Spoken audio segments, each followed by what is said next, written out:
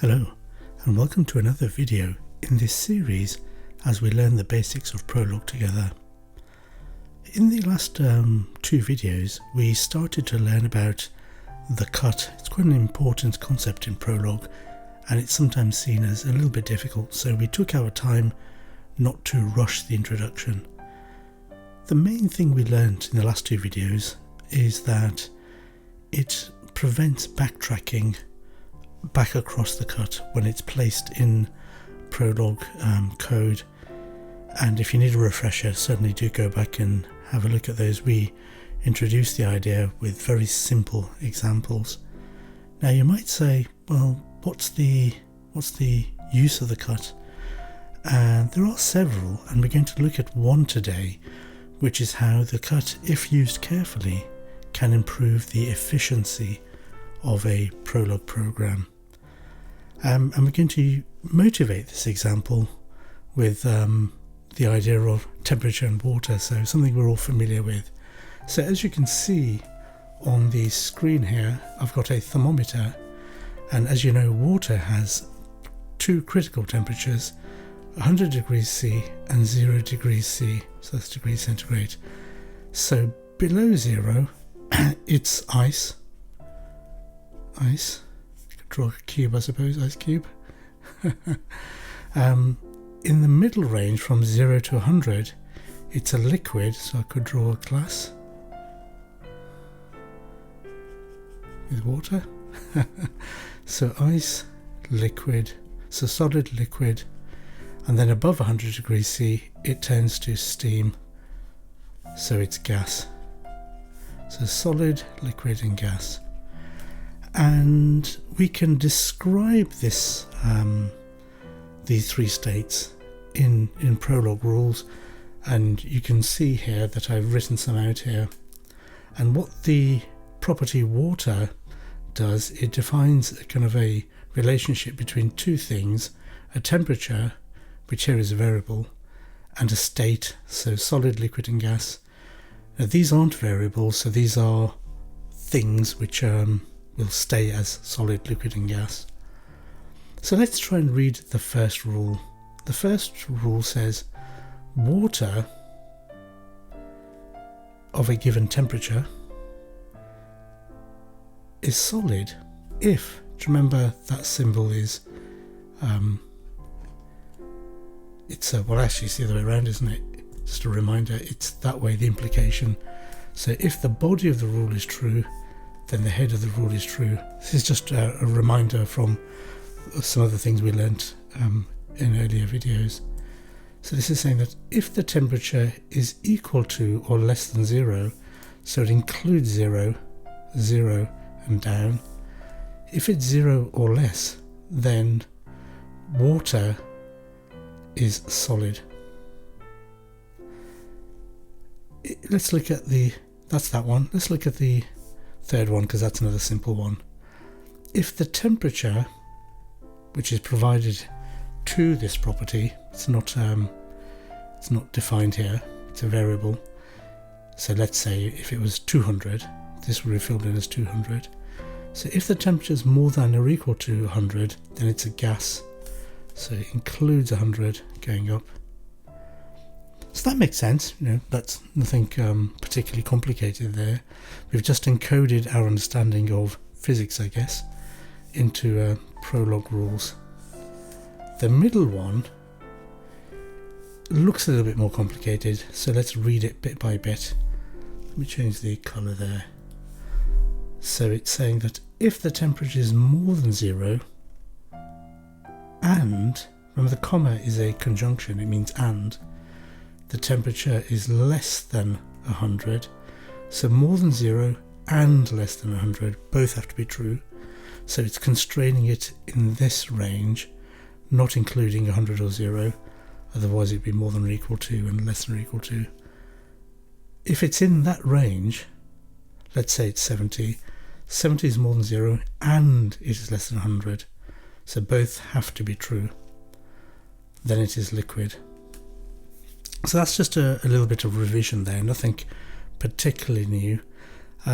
So let's see if we can bring this to life with some code and some queries. So the example you'll see on GitHub, linked through the blog as well, has this code in there. It's just the rules that we've just defined. So let's try it. Let's say water, if it's at minus 10, that's the temperature we're providing. So we're filling it in. So we're not leaving it as a variable. We're asking, is this a solid? So we're asking a question. We're saying, is this true? Remember, every Prolog query is asking either, is this true? Or if there are variables in it, how can this be true? So we're saying water minus 10 degrees is solid. Is this true? So we know from our own understanding that at minus 10, somewhere here, it is solid. It's ice. And it should be according to these rules as well. So water, if it's minus 10, it is less than 0. So this is true. So if the body is true, then the head is true. Let's see what happens when we run it. Click run. It says true, which is what you'd expect. That makes sense. But it's saying next. It's saying there could be other answers. So let's search for some more, which might feel a little bit surprising. Let's click next, and there's false. So what Prolog has done is not wrong. It has told us that this is true, and it has also told us that it couldn't find any other ways of satisfying that query. So it did try looking at other rules to see if this could be proven true or false, and proven true, and it couldn't find any more. Why did it do that? Well, as we know from before, Prolog tries to answer queries by unifying the query with the head of the rules that are in the database. So this works. This one it will try, and we might look at it and say, well, hang on, that's liquid, that shouldn't match. And that's an interesting point. Naively, most Prologs will try it because the property matches and the number of variables, number of parameters, the arity, remember, matches. So property matches and the arity matches, and therefore it will try it. Some Prologs, particularly some of the commercial ones, are more optimized, and they won't really look beyond the first or maybe the second parameter to see if they should match or not. So if we were being much more sophisticated, we'd say, well, that matches the first parameter, that variable unifies with minus 10, and this one liquid doesn't match with solid, so we shouldn't try it. And that's an optimization, but most simple Prologs don't bother with that, and that's fine. It won't ever give the wrong answer. It just means that it's trying something that it perhaps didn't need to. It's inefficient, and we're talking about efficiency today. So it tries this and says, is the temperature more than 0 and less than 100?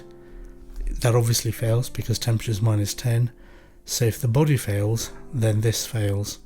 Okay, it'll try another one, this one, and that also fails because the temperature is minus 10, and here it's saying, is it more than 100, which is not true, so this fails as well. So only the first rule matches, which is what you'd expect, but it is still trying these other rules. So there is a little inefficiency here. Now I just want to say that let me make the text a bit larger. With our example, the inefficiency isn't particularly drastic. We're not gonna, with this small program, feel the difference. But what we're using this small example for is to illustrate the idea, the point about inefficiency with the smallest code, so that we can transfer that learning onto more complex programs where the inefficiency could be bigger. So that's something here. You might say, well, it answered quick enough, there wasn't an inefficiency. But that's not the point. The point is just to illustrate the idea with the simplest example. Let's try again. Let's try another query. Let's say 50 degrees. What is it? What's the state of water at 50 degrees? Well, we know at 50 degrees, which is here, it's liquid. It's not cold enough to be solid, and it's not hot enough to be steam. And if we run it, x equals liquid, which is correct, which is what you'd expect. But again, Prolog tries to continue the search for another way of satisfying that query, and that's slightly inefficient. You shouldn't have to do that. So the key thing here for us is we know that these rules are mutually exclusive. Let's write that down.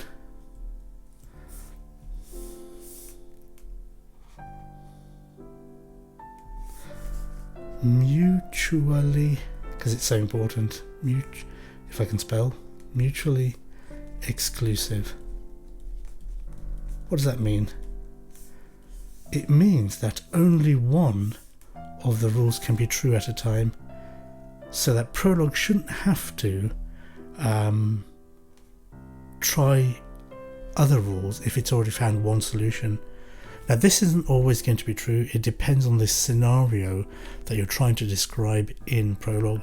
Some scenarios you want multiple rules to match, but in some scenarios you know from the situation you're describing, like water being solid, liquid or gas, that it can only be solid or liquid or gas, but not multiple of those. So those rules are mutually exclusive. We only ever want one to match, and once it's matched, we don't want it to continue to see if the others will match, because we know it won't. It's inefficient, it's wasted effort. So that's what we're trying to highlight as an inefficiency, and think about how we might remedy that with the cut. So I've just cleaned up the screen. So do you remember the cut stops backtracking across it from right to left?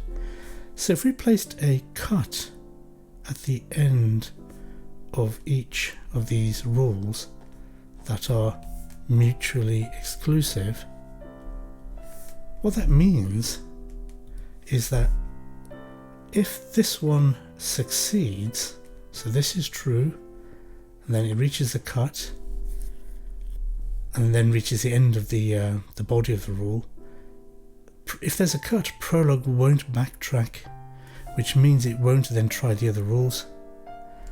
So that then avoids the inefficiency of having to try other rules if one has matched.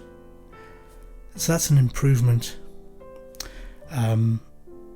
If the middle one was due to match, it will still try the first one, and it would only find this one to be true after it had tried and failed this one. It doesn't magically know that that's the right one, so it would have to go through that one anyway. Remember, it does it in order.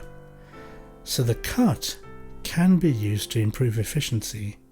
So let's illustrate that. The cut can be used to improve efficiency if our rules are mutually exclusive. So that's a general pattern. Let's write that out as Prolog. And on the GitHub page, on the code online via the blog as well, you'll see this rest of the code there as well if you want to just copy and paste it. It's exactly the same definitions that we had before. All I've done is change the name of the property from water to H2O, just so that I can compare them. I didn't want to overwrite it. It's exactly the same as before, but this time I've got a cut at the end. Notice I haven't got one at the end of the last one, and that's optional, so I could put one in, but I don't need one because by the time I've got to the third last rule, by putting a cut in, there's no benefit because there's nothing else to try afterwards anyway. If I were preventing backtracking after this, well, there was nothing else to backtrack onto anyway, so it's not necessary. So that's a little bit of sort of a nice habit or a style that you might want to adopt. You might see it out there in real world Prolog. If you're beginning, feel free to put it in. as standard, but there's no absolute need to for the very last one. Actually, in case that's not clear, let's draw a picture to explain that.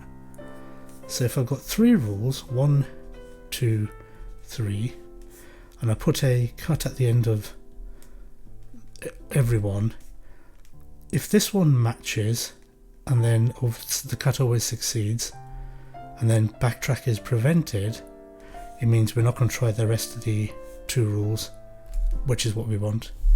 If, however, the first one fails, doesn't match, and the next one does, succeeds, goes past the cut, and then doesn't backtrack, which means there's no need to try the 3rd rule because that one matched. That's exactly what we want.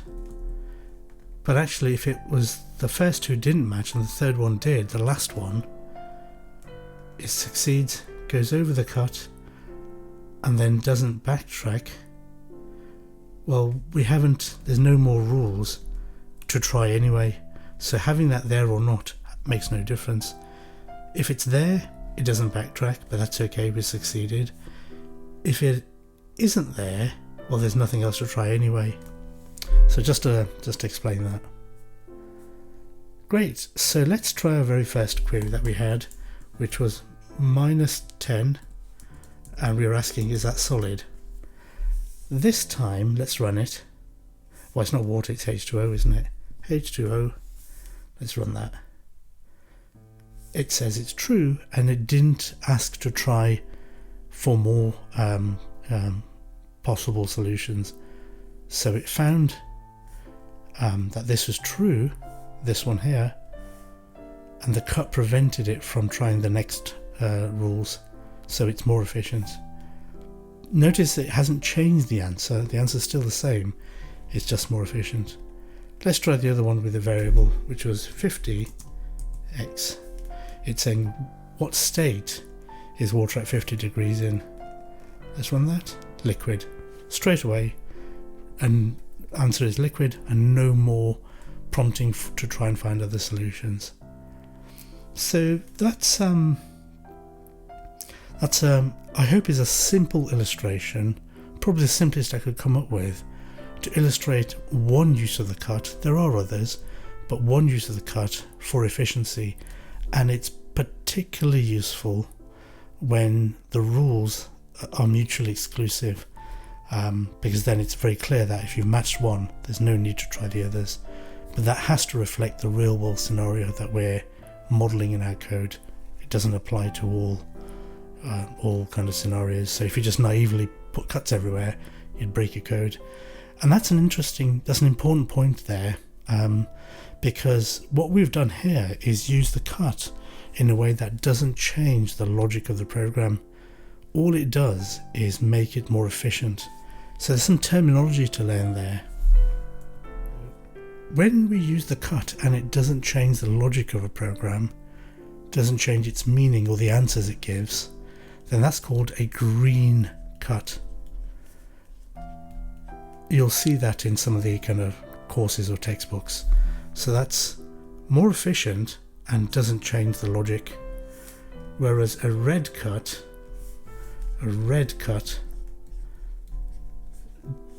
if you place a red cut, changes the logical meaning of a program. It means that if we put it in and take it out, we'll get different answers. So we have to be kind of careful with those. And our earliest examples, if we go back to them, when we introduced the cut, you'll remember the very first example where we had, who is happy. This cut that we had